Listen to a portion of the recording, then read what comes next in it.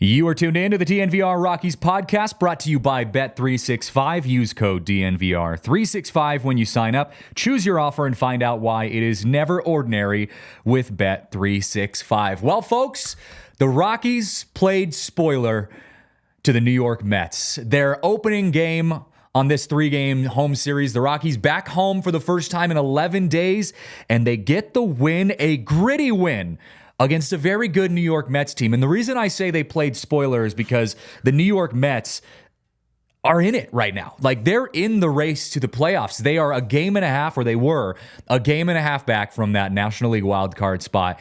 That National League wildcard yesterday, we talked all about that on the podcast, how that is just heating up right now. The Dodgers, the Braves, the Phillies, the Diamondbacks, the Mets getting mixed in there, the Giants even kind of still in the wild card race as well. So all of these games that the Rockies are playing really from here until the end of the season, but especially these next few series, you've got the Mets, you've got the Padres, and you've got the Braves, and you're kind of hoping to play spoiler, and that is exactly what the Rockies did playing the Mets. They got the 6-3 victory. And I want to point out an interesting little note before we get started about the last time that these two teams met up earlier in the year, in July. The last time the Rockies played the Mets in a series of 3, which was just a few months ago, they hit 12 home runs. It was the most home runs hit in a road series in franchise history. The caveat to that is they went on to lose that series, which is surprising to me, but it just continues the theme that the Rockies have been crushing the ball in the month of July and beyond, and they added another home run to their tally last night with the big man, Jake Cave. We're going to get into that here in a moment, but as I mentioned, the Mets had a lot on the line. They pick up a loss, now 2.5 games back out of the wild card. But one of the important things to talk about, and I think the overarching storyline from this last game, was Kyle Freeland, both from a good thing, from a good standpoint, and a negative standpoint. The good thing is Kyle Freeland came out and had a couple good innings. He only gave up a couple runs early in that game. Some of them kind of finicky runs too, some soft hit balls that just found the outfield. But then in the 4th inning, he ended up leaving the inning with 2 outs due to a blister that popped up on his index finger. We're going to play you a little bit about what he was talking about how that blister kind of came up. Developed in the 4th. Didn't know that it was developing. It never got hot on me, which usually these things kind of do. And then, got in the dugout, saw that it formed, popped it, got rid of it, shaved down the nail a little bit to get rid of the corner, and ended up just really blowing up in the 5th there, getting really big. And unfortunately, it was on a pitch that I use a lot, curveball. And as we saw it getting bigger and kind of losing feeling in that area, kind of had to make a decision. You've had this before. Is it something you foresee will be a delay in the next start, or no? I don't know. I don't know about this one. This one got pretty big on me. Usually I'm able to kind of keep it down as much as possible. This one we'll shoot it up with zinc, and we'll see how it kind of feels over the next few days and make decisions. So that's kind of concerning to me. Kyle Freeland, his final line on the game, 4 2/3 innings pitched, 4 hits, 3 runs, 2 walks, 7 strikeouts on 73 pitches. But the concern for me came in the second part of his interview there. When asked, is this going to be something that affects you moving forward? He said, I don't know. I don't know about this one. This one kind of got away from me. I think it's easy to, as a non-pitcher, non-baseball fan, the novice baseball fan, to look at that and say, well, it's just a blister. Like, it can't be that bad. You know, we've all got blisters before. You've got, you get blisters when you start working out again and, your hands get all kind of ripped up from the bar. You get blisters, from riding a jet ski for too long, like whatever it is, riding your bike. Like we've all had blisters before. And so I feel like it's easy for a lot of novice fans to say, come on, suck it up. It's just a blister. But I'm going to say, as someone who has had this issue before, I was a pitcher in my short career in baseball, and I was one of the unfortunate pitchers that was plagued by blisters. And I was plagued by blisters, not by a curveball, but because I threw a slider. And in baseball, for pitchers, I mean, I know a lot of people know this, but in case you weren't aware, when you throw an off-speed pitch, specifically cutter, slider, curveball, you're using the seam of the baseball. Let's say this is the baseball. You're using the seam of the baseball when you're gripping the baseball to get that extra torque and get around the ball to get that ball to drop. Now, Kyle Freeland has that same exact motion when he's going into throwing his curveball. You use the corner of that seam, and a lot of times what happens is when you rely on that off-speed pitch a lot as part of your go-to pitch, that seam just kind of starts chipping away at your skin, and eventually, if you get enough of a blood bubble kind of building up under your skin, sometimes it's under the fingernail, sometimes it's off to the side, that can pop and that becomes a blister. And again, in the moment, it doesn't seem that bad, but after it starts, that skin starts wearing down during the game. If that skin tears off, you are basically pitching with open skin, and you're using that to get leverage on the baseball. So maybe from a pain standpoint, because I saw people commenting on social media getting pretty upset about this. And look, I understand it from the outside perspective, but I also have been there where Kyle Freeland is, and I can tell you from experience, this is no joke. Like you don't get the curve that you want, you don't get the break on your pitches that you would normally get, even if the pain isn't there. Because someone on Twitter said, would Nolan Ryan have come out of a game for a blister? I would argue yes. If Nolan Ryan was getting blisters to the level that some certain pitchers do, depending on the pitches they throw, he probably would have came out of the game because of that, because it completely affects your ability to be efficient when you are throwing the pitches that you rely on to get the job done. Kyle Freeland relies on his curveball as his setup pitch. And so when you don't have good command of your curveball because you are bleeding everywhere and all you have is open skin going up against the seams of the baseball, you're screwed.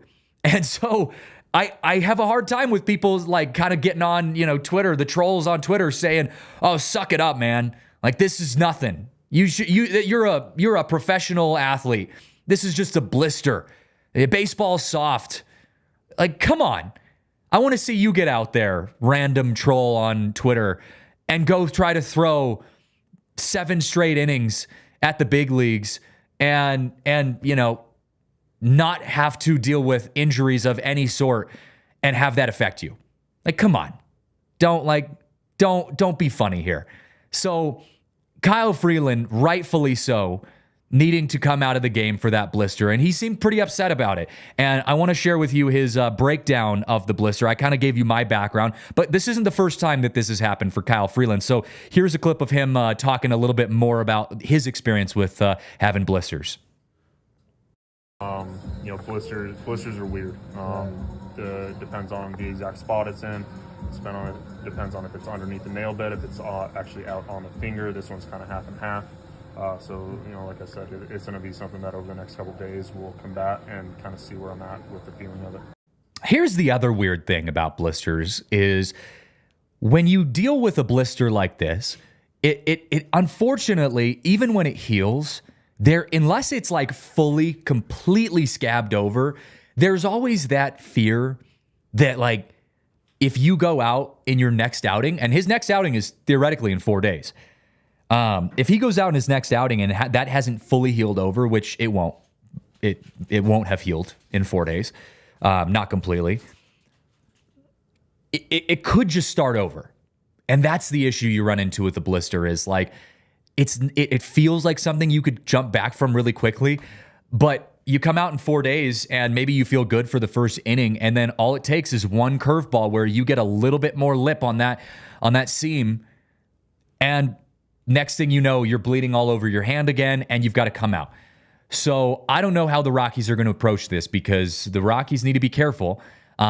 Obviously, this is not the silver lining is this is not a season-ending injury. It's not a career-ending injury, but it is really annoying, and it's something that is small but big enough to impact your ability to pitch, to the point where you might have to miss a start if he's still having issues with that, when he's throwing bullpens and throwing, in the warm-up session. So he did say he kind of came up with a little bit of a formula when he had this happen to him back in 2019. I talked to him after the game about this, and he was telling me that, the way that they kind of work through this is they put a little formula. I mean, he said zinc in his interview clip that you just heard, but they put a couple other little ointment, remedies on it. And it really just seals it up so that it gives it a chance to heal, so that you're not re-aggravating it when he's throwing, warm-up pitches and that kind of stuff over the next couple days. But realistically, he's going to have to just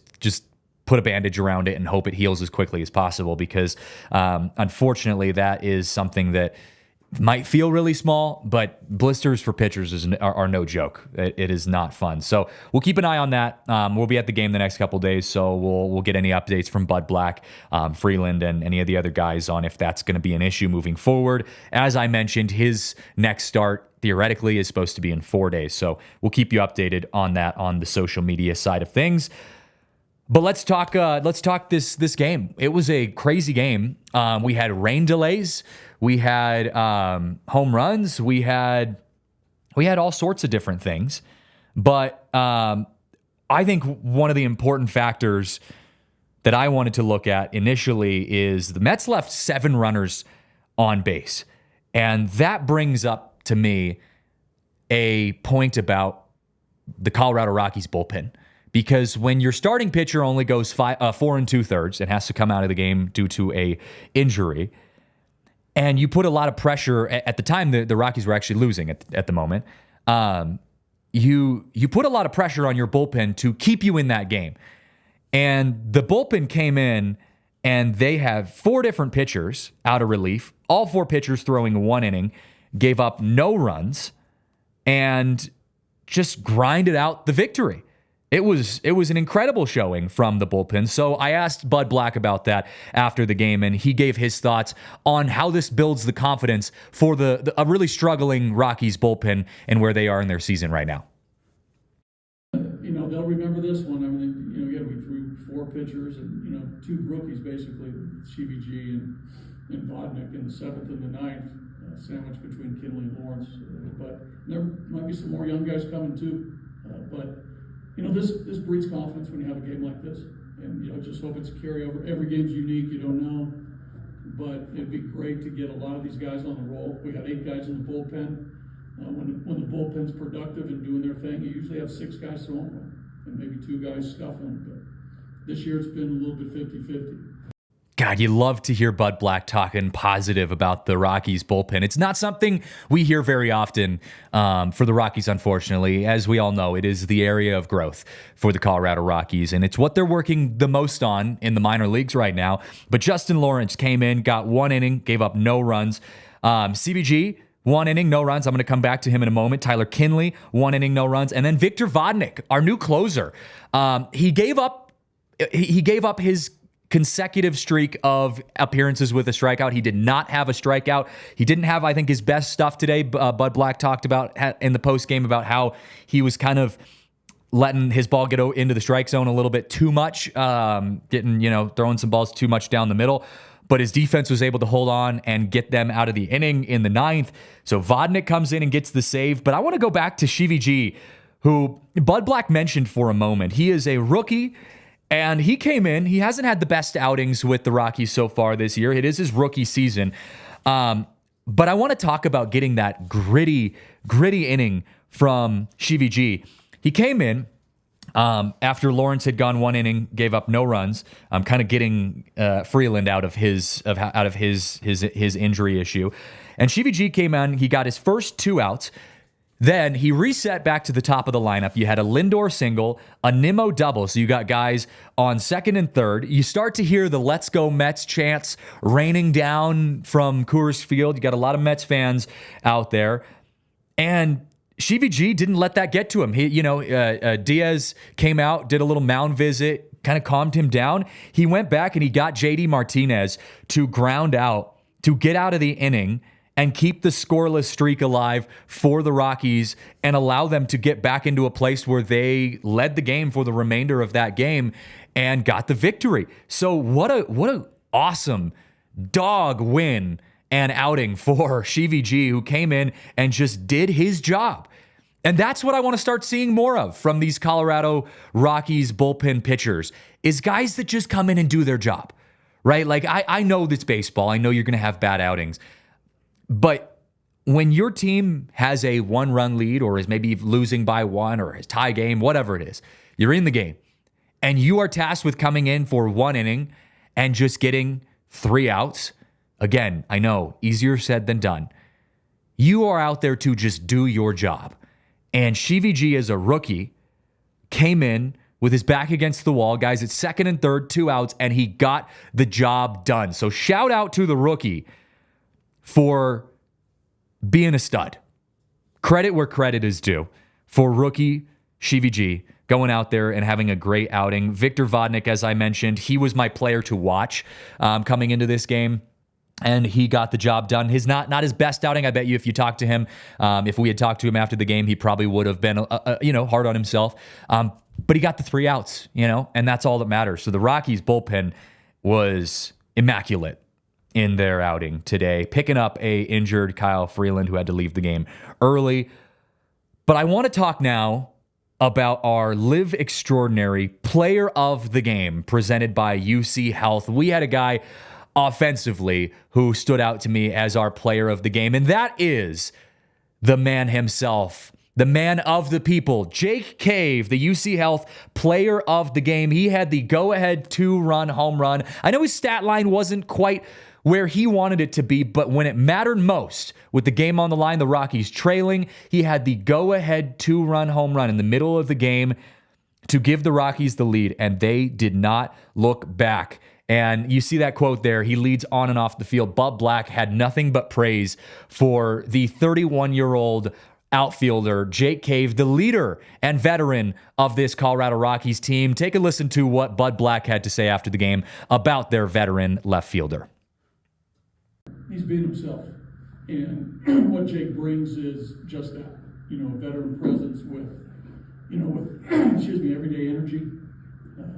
Everyday intensity. The great thing is whether he's playing or not, he brings it every day.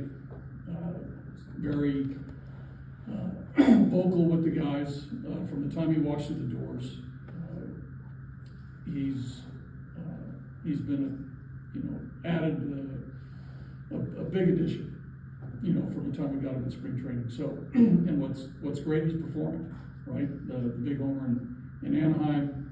Big homer today, so he's doing his part for sure. But I think it's the guy plus the talent, which is a good combination.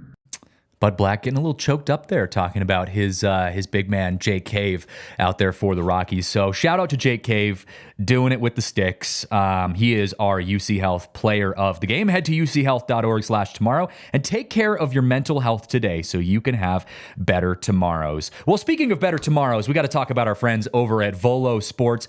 Because at Volo Sports, they know everything there is to know about having fun. They are an absolute blast, and we love partnering with Volo because we at DNVR love having a good time, and so it is the best partnership for us. But if you are going to get involved with Volo Sports, you got to get on board with the new Volo Pass. Volo Pass is a premier monthly membership program that gives members unlimited access to sports, events, and social activities every night of the week. What do you get? If you're a Volo Pass member, well, it's the modern day sport and social club, but it's only $20 a month. The best way to meet new people, get active, play games in the city. It allows you unlimited access to pick up and league drop-ins as a sub. So, hey, if you just want to get out and meet some new people and you're looking to, maybe not get involved in like a specific team for a long period of time, but you just want to kind of fill in from time to time, well, that's the way to go. You can just be a drop-in or a sub. It's kind of like the MLB trade deadline. On one moment you're living life with the Dodgers, living the dream on the best team in baseball, and the next thing you know, you're traded to the White Sox, and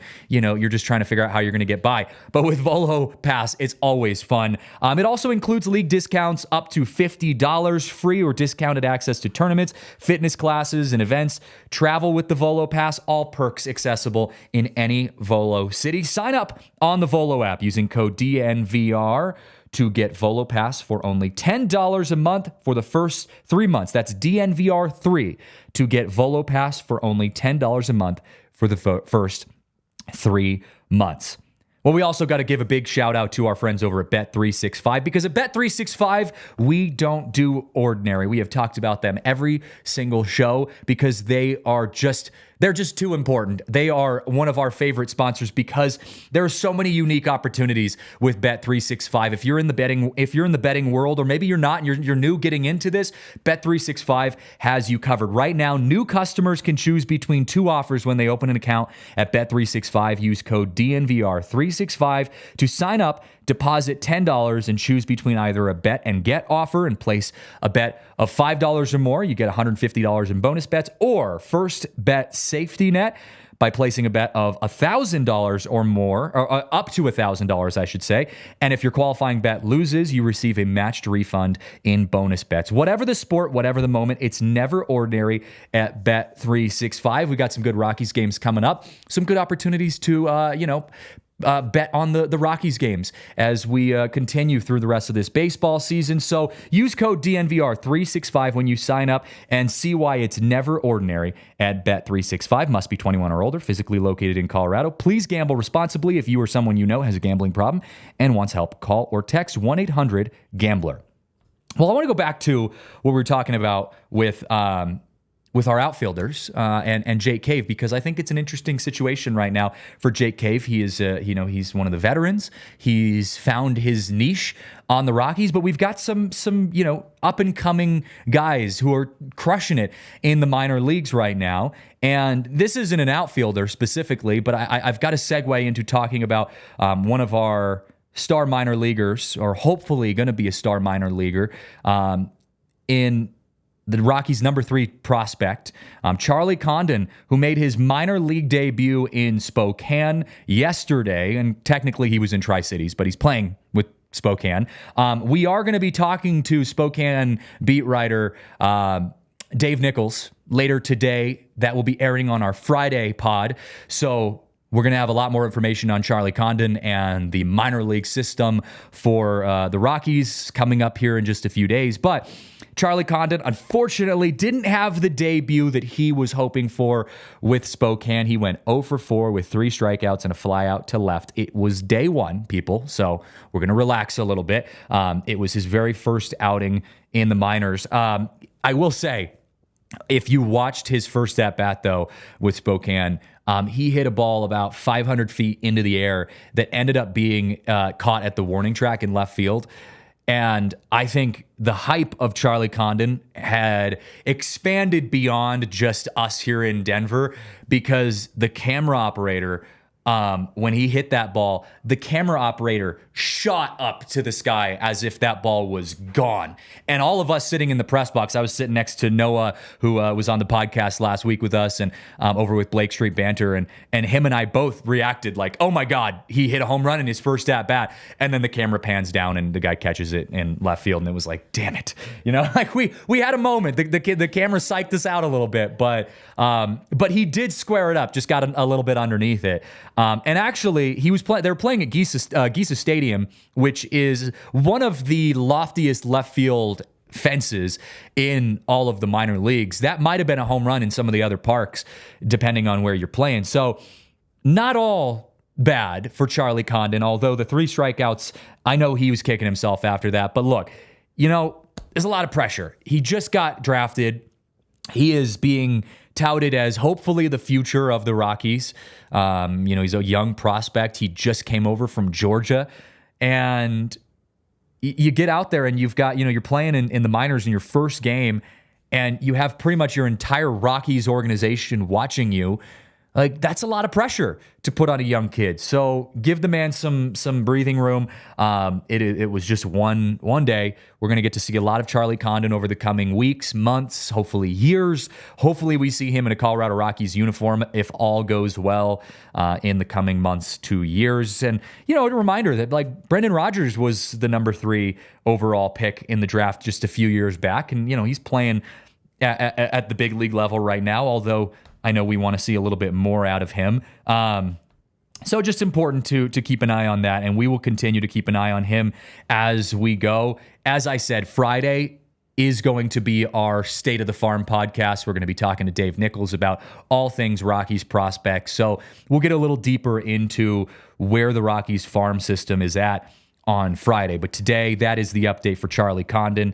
Also, speaking of the minor leagues, Nolan Jones, we found out in talking to Bud Black before the game, his rehab assignment has been put on hold, which was a bit concerning at first until he explained why they paused Nolan Jones' rehab assignment.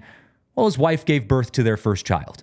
So Nolan Jones came back to Denver because his wife gave birth here in Denver just a few days ago. So, Alyssa, to be completely honest, I think that's just terrible planning on their part. Like, you go out and you have a baby in the middle of the season. Like, what are you doing? I mean, you're going to be playing baseball right now. Like, come on, they should have waited a little bit longer. Well, aren't a lot of the Rockies' wives pregnant right now? I think so. There's going to be, I don't know if they're all due at the same time, but if there's going to be a lot of missed games here. I know Marissa and I are, like, when we start wanting to plan on having a baby, we're like going to actually be planning around the Rockies season. Because it's like, I don't want to have to be like, helping give birth to this child in the middle of the busiest time of the year for me. And so, I got to give Nolan some shade on that, man. Like, come on, get the planning a little bit better. Get it together here. Get it together, man. But in all reality, good for him. The birth of his first child, and I will say, and this is just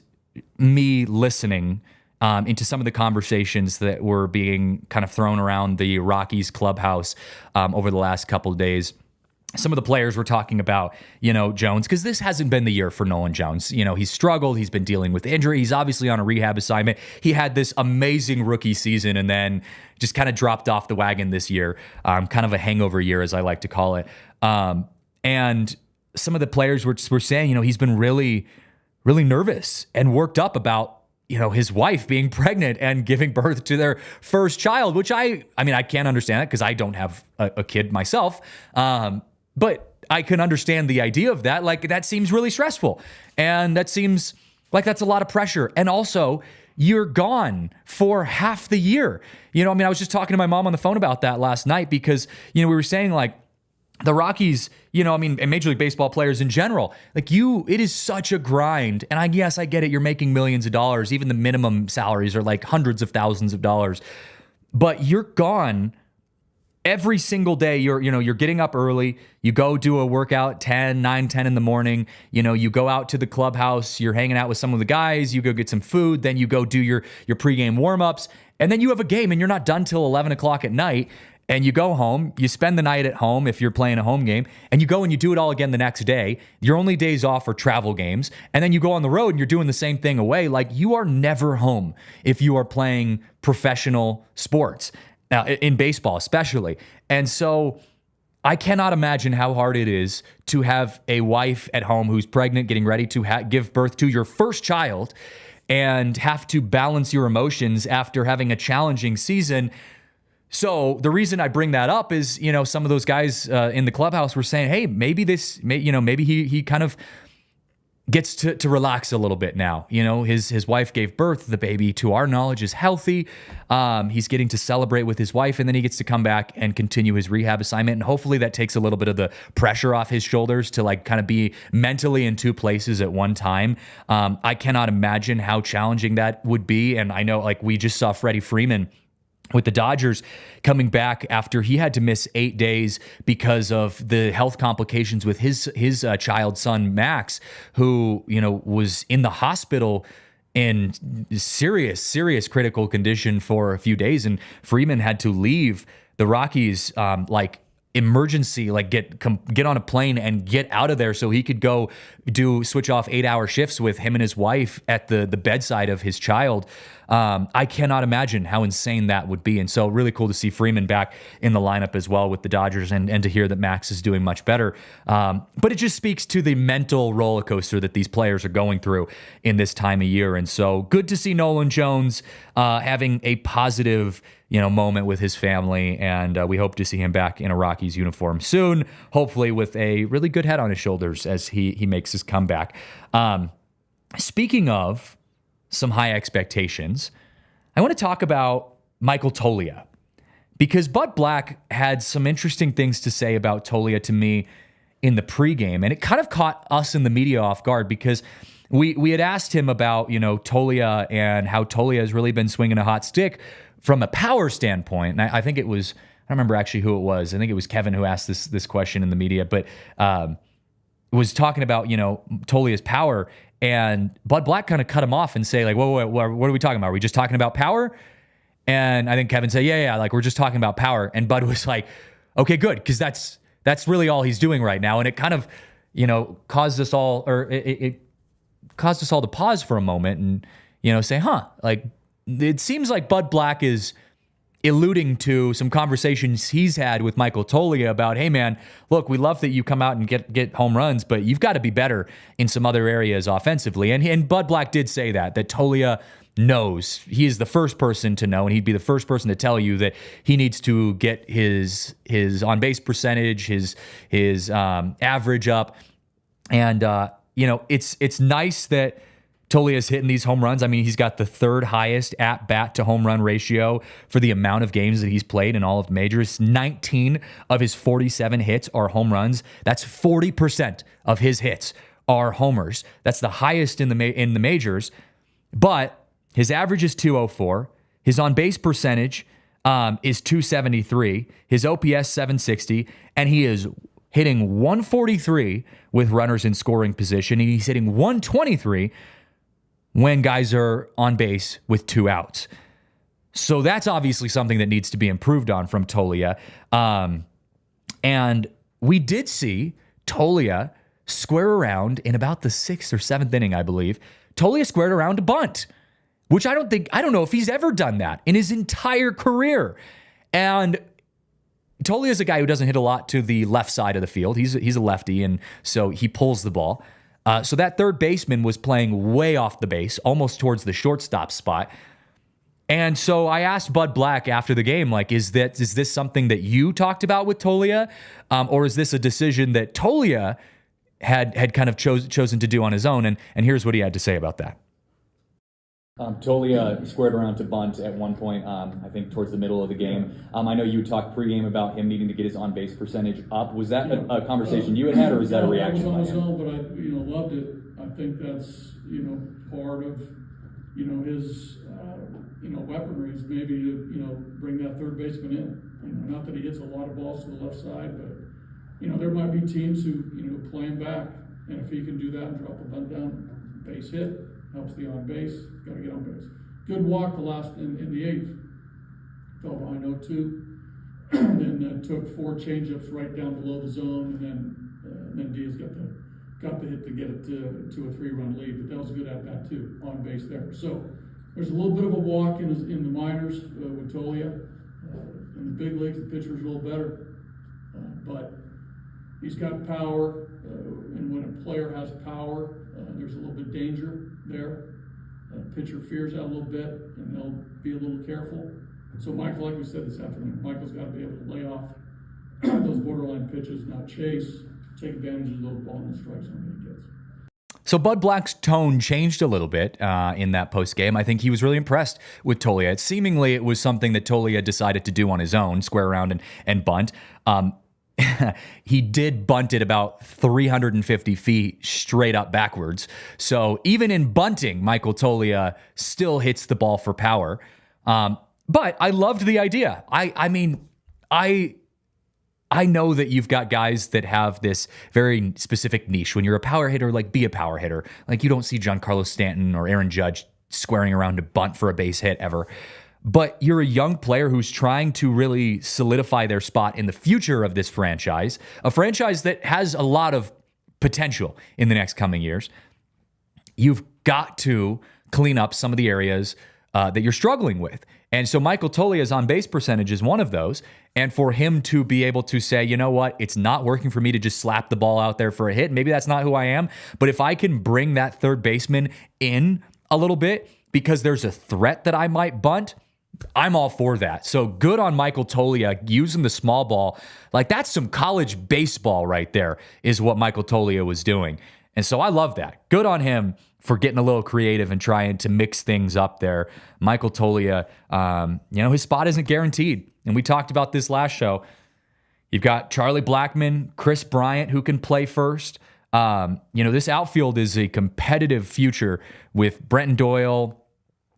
You've got a couple prospects that are making their way through the running that could potentially be in the majors in the coming months or years.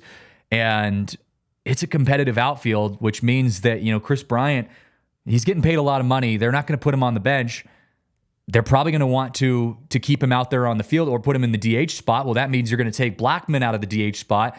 Are you going to sit Charlie Blackmon? You're probably not going to put him back in the outfield with the speed that you can have in the outfield.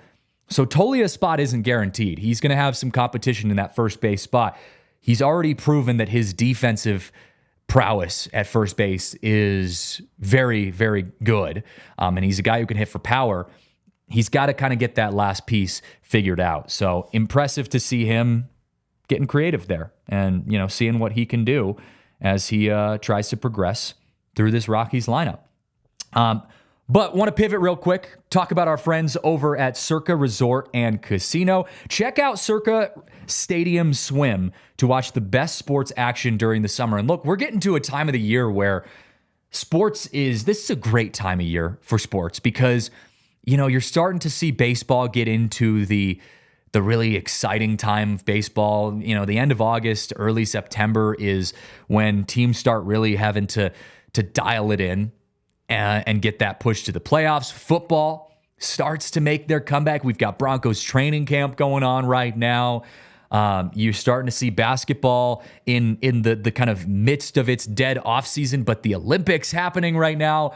It is just a fun time for sports. And so if you are involved in traveling and watching sports, well, Circa Resort and Casino is the place to be. Vegas' first ever adults only casino resort, so it saves you time. You don't have to be checking IDs left and right. It's the world's largest sports book, so if you're into gambling, why else would you be in Vegas if you weren't into gambling? They've got the world's largest sports book, 3-story stadium style betting, tons of VIP seating with the Dugout Club, Legends Club, Champions Club, Circa Club, upper, lower, north, and south stands. Their casino, 7,000 square feet. That's a huge casino with 2 levels, over 1,300 slots, 48 table games, dancing dealers. They've got it all. Over 500 rooms in their resort with a variety of layouts to fit your needs, art from local artists. So elevate your evening as well with the Legacy Club or go dining at any of their fine dining restaurants. They have it all over at Circa Resort and Casino. Experience Stadium Swim and watch your favorite teams over with our friends at Circa Resort and Casino. Well, speaking of friends, one of our favorite and most beloved friends on the podcast is Coors Light. And if you are heading out to the baseball stadium anytime this week or beyond, we've got some home games coming up. There is nothing that goes better with watching Rockies baseball than by combining it with a cold, refreshing Coors Light. Coors Light has you covered anywhere you go in Rocky Stadium at Coors Field. Of course, there's going to be Coors Lights. Kale and I were just talking yesterday, actually, about how Coors actually got the naming rights for a lifetime. I didn't realize that they had a lifetime partnership with Coors Field with the Rockies to have the naming rights for Coors Field. So, of course, Coors Field is going to have Coors Light beer anywhere you go. And like I said, there is no better combination between some hot Rockies baseball and some nice, cold, refreshing Coors Light. So choose to chill and embrace the chill mindset by choosing a cold and refreshing Coors Light. Make the most out of your times when you choose to chill. Choose Coors Light. Get Coors Light delivered straight to your door with Instacart by going to CoorsLight.com/DNVR. Celebrate responsibly. Coors Brewing Company, right in our backyard in the beautiful Golden, Colorado. Well, I wanted to share some random news from around Major League Baseball right now. Baseball, it's a fun place to be. There's a lot of stuff going on, and there's some interesting updates. You know, Major League Baseball in the last few years has been getting kind of creative in how they expand the game of baseball. They did their whole Field of Dreams games where they played, they played, the game in the cornfield, the couple games in the cornfields, and they've been doing some games overseas. They played in Mexico City. I believe they played a game in London. They've been really expanding as well. But so the newest announcement coming out of Major League Baseball is that Major League Baseball will be playing a game at Bristol Motor Speedway between the Braves and the Reds in 2025. We've got a picture of the of Bristol Motor Speedway so you can see. Yeah, that's what it looks like. So I was trying to figure out, how the hell are we going to put a baseball stadium in the middle of a racetrack? The only thing I could think of is you got a Polo Grounds looking field. We got another picture here that shows my idea of what it would look like. I don't know. I mean, I'm just spitballing. Maybe that's what it would look like. 700 feet to dead center? That might be the largest center field since playing at the Polo Grounds. But I will say, playing a baseball game in front of 150,000 fans would be insane. And I think you could fill that up. Maybe not 150,000, but just the idea of getting a baseball game in a unique environment, to me, is enough pull to put fans in the stands. I mean, who cares about the Braves and the Reds? Whatever, that's not the most exciting game. I mean, maybe in 2025 it is, but as of now, that's not the most exciting game. But to get to go watch a baseball game at a racetrack sounds pretty cool. So that could be kind of fun. We'll keep an eye on that. 2025, you never know what you're going to see when you head out to the racetrack to watch some baseball. Speaking of you never know what you're going to see, the Arizona Cardinals, this isn't baseball, but the Arizona Cardinals have unveiled a new food item, the new cotton candy burrito. And we did have a picture of this, so I had to show you because you have to see it to believe it. That is the most Trolls-looking thing I've ever seen in my life. I'm talking the animated Trolls movies. That is a confetti, cotton candy, M&M's, Skittles, lollipops wrapped in bright blue cotton candy. That's insane, Alyssa. I might have a heart attack just by looking at that. Your kids will never sleep. Ever. I don't think I would ever sleep. It literally looks like a Smurf. Yeah. Like you just cut open a Smurf egg and there it is. That's the inside. I don't know what to say about that. We've talked on the show. The reason I bring this up is because we've talked on the show about all the weird foods that are around Major League Baseball. The Rockies have the polar pasta. That's a new one. That is a new one. Although I would try it. Would I eat the whole thing? No. But would I try it? Sure. Why not? I don't think there's anything out there that has edible food that I wouldn't at least try. I mean, I've tried the crickets, the fried crickets at Mariner Stadium at T-Mobile. That's about as bad as it gets for me. So that's a new one. The cotton candy burrito. Hey, going back to baseball, Jackson Holliday, the son of former Rocky Matt Holliday, he has officially arrived since being recalled to the big leagues. He is hitting .400 right now with 3 home runs, 8 RBIs, and 6 runs. Welcome to the big leagues, dude, because your first outing in the big leagues sucked. So good on you for coming back out and saying, no, wait, guys, I just wasn't ready yet. Let me go get a few more swings in the minors and we'll get back out there in style. Jackson Holliday, have yourself some games. .400 average, 3 home runs, 8 RBIs, 6 runs. He was going off yesterday. as well. I know his papa is looking over him, from hopefully wearing an old Rockies uniform and saying good job because Jackson Holliday's going off.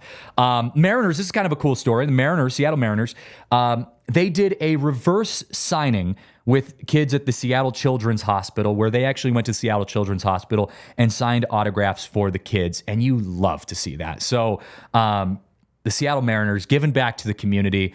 Always love the opportunities when players get to go back and give back. And I know the Seattle Children's Hospital, I will say this for teams in Seattle.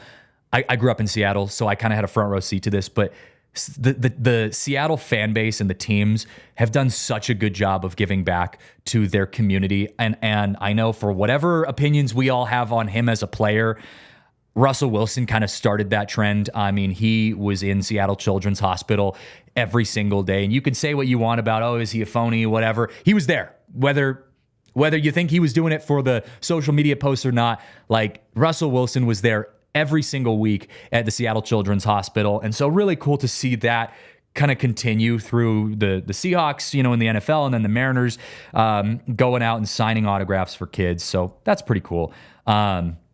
Transitioning back to National League, on this day in 2007, a historic day for Major League Baseball because Barry Bonds hit home run number 756. And I can remember where I was on this day in 2007. I was 9 years old, which is crazy to think about. I was in Sacramento, California, where my family kind of is originally from. My grandparents lived out in Sacramento, and I was visiting grandparents in Sacramento. We knew that Barry Bonds was on the precipice of hitting 756, and we were, I think, at the grocery store with my grandparents, who are longtime diehard Giants fans, and we ran home. We had the game turned on to the radio. We had John Miller on the radio, one of the iconic voices in Major League Baseball. And we were hoping to be able to get home in time to actually see it. But if we weren't going to see it, we were going to hear it. And so we get home, we pull into the driveway. I jump out of the car. I run inside. My grandpa's already inside. We turn on the TV, and I jump on the couch, and literally 30 seconds later, Barry Bonds hits 756 to a sea of flashes in the Bay Area. And it was one of the most memorable childhood moments for me as a baseball fan, getting to watch 756 in California, and people were like lighting off fireworks. I'm amazed we didn't burn down the state of California, because it was probably 110 degrees in Sacramento. It was unreal. It was such a cool moment. So yeah, in 2007, Barry Bonds etched himself into my mind as one of the greatest, if not the greatest. I would actually argue he's the greatest hitter in all baseball. We can argue that at a different time, but the greatest hitter in my mind in all of Major League Baseball. And to wrap up our Around the MLB segment, the White Sox finally won a game. They get their first win since July 10th. That was what, like 10 years ago?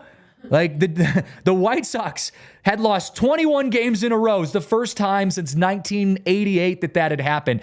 And I had said yesterday that we were all hoping that they continue to lose, just for the sheer fact that if they lost the series to the A's, they would have had the opportunity to go and set the record for the most losses in a row in the history of Major League Baseball at home in Chicago against the Chicago Cubs.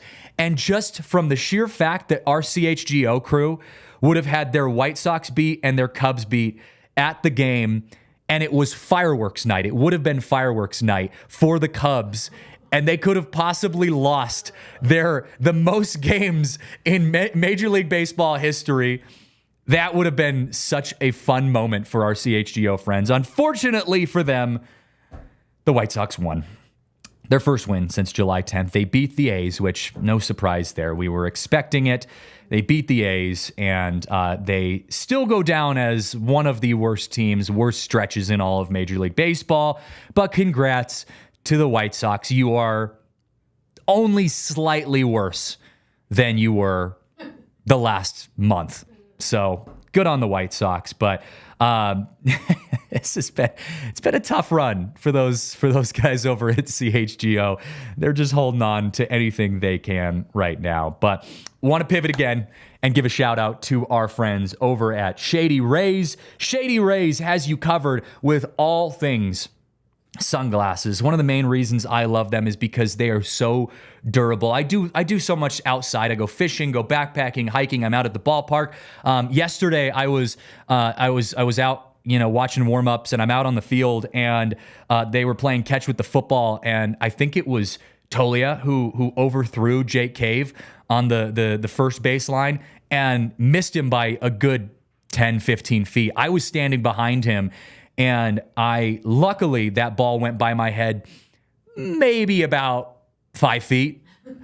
I kind of watched my life flash before my eyes, but I was wearing a pair of Shady Rays, and I remember thinking to myself, well, hey, at least if I got a football to the dome, my sunglasses would have been intact, because I have put them through hell and back. I have dropped them in the middle of a raging river. I have gotten smacked in the face by branches because, when Marissa hikes in front of me, she has no regard for who's behind her. She's just whipping sticks behind, and I'm getting smacked in the face. But with Shady Rays, they have you covered because they are durable and they are as strong a pair of sunglasses as you get. And of course, they look great too. So there is so many reasons you can love our friends over at Shady Rays. And exclusively for our listeners, Shady Rays is giving out their best deals of the season. So head over to shadyrays.com, use code DNVR for 35% off polarized sunglasses. Try for yourself and see why Shady Rays is rated 5 stars by over 300,000 people. Well, speaking of being rated very highly, our friends at Toyota, they've got the best ratings on the market. I talked yesterday about how my cousin Cannon, who is a huge car nerd. He is, that's his career. It's what he does for a living. Said how, if you're going to get a car, get a Toyota, not even sponsored by Toyota, and the dude's plug-in Toyota. There is some truth to that, because Toyota is so reliable and they have such a wide variety of different vehicles. I've talked so much about their off-roading cars because I do love their off-roading cars, and I could never get into a car that's any different. But in a dream world where I didn't live in Denver, Colorado, where everything I do is off-roading, I would love to get in one of their new Toyota Camrys. Those things are so sweet.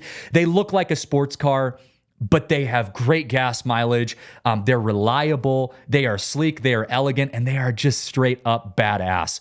And that is why Toyota is so good. You could get a dope 4Runner, Highlander, SUV, Land Cruiser, any of those SUVs, trucks, and you can also get the really sleek and nice Corolla or the Camry. They have so much variety. They can do it all. They are truly the 5-tool player when it comes to a car lineup. So our friends at Toyota, they have everything that you could possibly want. So visit your Front Range Toyota stores at a location near you. AutoNation Toyota Arapahoe in Centennial, Corwin Toyota in Boulder, Groove Toyota in Littleton, Mountain States in Denver, Toyota East in Aurora, and Toyota West in Lakewood. Toyota, the official vehicle of DNVR. Well, I wanted to do a segment because I'm a broadcaster. My background is play-by-play, so I tend to listen to the play-by-play guys a lot, and I love when you get a nice, fun little clip that you could share from something that happened in the booth. And on the Rockies game last night, although it wasn't the Rockies broadcast with our buddies Drew Goodman and beyond, this was actually the Mets broadcast. The Mets broadcast, Gary Cohen and Keith Hernandez, they got a bit of an interesting scare as they saw some interesting fanfare going on in the outfield. Take a look at what happened last night on the Mets broadcast. What did she do? They put her in jail? It's a doll. Oh. It's like something from The Shining. Swing and a miss, another changeup, and it's 2-2. Or female Chucky. What is that? That is funny. It's a Rockies doll. Of course it is. It's wearing purple and everything. Got her hands on the bars. Let me out! Let me out! I love that. Also, like that's got to be like an American Girl doll, which I've heard are like thousands of dollars now. I mean, Marissa said that when she was a kid, she had like 5 or 6 American Girls dolls, and I guess they're all worth like $2,000. Did you ever get on like the American Girl doll train when you were younger? I wanted one so bad, and I think they were expensive even back then. And my parents were like, "No way!" I can't imagine them being over $2,000 now. They're like limited edition, like collector's items. Yep. But that looked like a high quality Colorado Rockies doll. I don't know, who knows? Maybe that one's worth like $5,000 and it's just sitting out there. But that was good. That was classic. Another clip that we have for you: the Dodgers broadcast last night. Although I believe it was the Phillies broadcasters who were on the call for this, but the Dodgers security and ball boys have a unique approach to trying to make sure they get out of the way whenever a ball goes down the line. Take a look at what happened in the game last night. Ohtani rips one down the right field line. It's chasing one of the security officers, and Ohtani gets the second. It's a 1-out double. That was one of the craziest things I think I've ever seen. The guy down the right field line, the security guy / ball boy, just started sprinting along the wall. Why didn't he just watch where he was going to bounce and stay right where he was? Watch this. Is this the flash? I don't quite understand what he was doing. There probably is a better way to do it. I would think so. Without possibly being part of the play in an embarrassing way. It was bizarre. But that's how they do it here. That dude was running for his life. And I love the broadcast too. There's probably a better way of doing that. Like, yes, there probably is. I don't know if running into play to escape a ball that's coming down the line is the right way to go. But as he said, that's the way they do it there in Los Angeles. Do we really know what they're doing in Los Angeles? Like, no one really knows what they're doing over there in LA. So that's your look inside the broadcasting booth right there. But I want to give you a heads up for what's to come over the next couple days.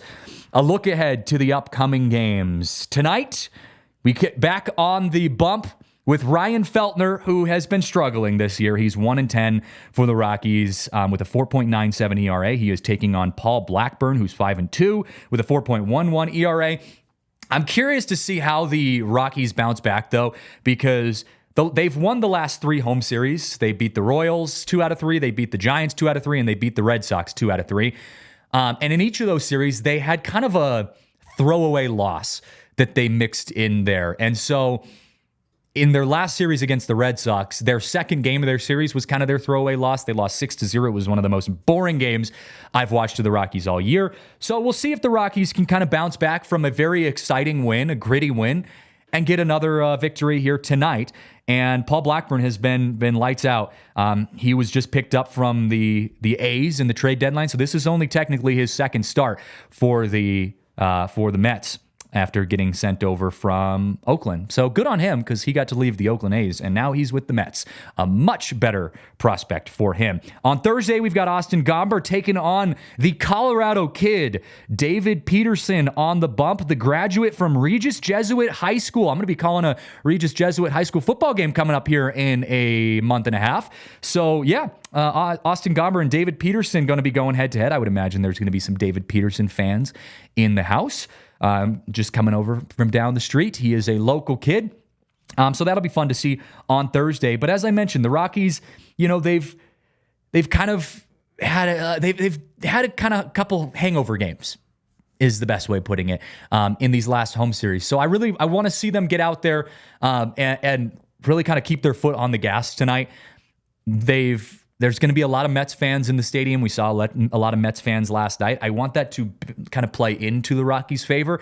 I think as a player, it's so easy to allow that to kind of get in your head sometimes. But I also think on the flip side of that, you can really use that to fuel you. You're playing at home, and you've got a sea of blue and orange jerseys over on the third base side. Like, find ways to shut them up. Like, if I'm a pitcher going out there, if I'm Ryan Feltner getting out on the bump tonight, like, I am out there trying to shut up Mets fans, and that is my sole goal the entire game. So get out there and have a game, Colorado Rockies. We're pumped up to see them play tonight. But that's going to do it for our show. I want to give a plug to all of our friends and family here on the show, our phenomenal producer, Alyssa, who kind of jumped in last minute to hop on it and produce the show. Alyssa, thank you for helping us out on the podcast. I am Christian Saez. You can find me on Twitter at CJJ Saez and also on Twitter at DNVR_Rockies. I'm going to be at the game tonight, and we're going to be on the field before the game starts, talking to the players, talking to the coaches, and then we'll be up in the press box getting all the insights from the game. So stick with us on social at DNVR Rockies. And also got to give a plug because on August 17th, we've got Todd Helton bobblehead night. And of course, it's also our DNVR Rockies takeover. So get with us. You can go on Twitter. Our pinned tweet has a link where you can go sign up and register for tickets. So head over there. Spots do fill up fast. I think we've only got a couple spots left. So come hang out with us. Get on the party bus. Get some awesome drinks. Get a good ticket. We're going to be having a lot of fun on August 17th for the Rockies takeover. But that's going to wrap it up for us today. Thanks so much for tuning in. This has been the DNVR Rockies podcast brought to you by Bet365. We'll see you next time. We all silly like the mayor.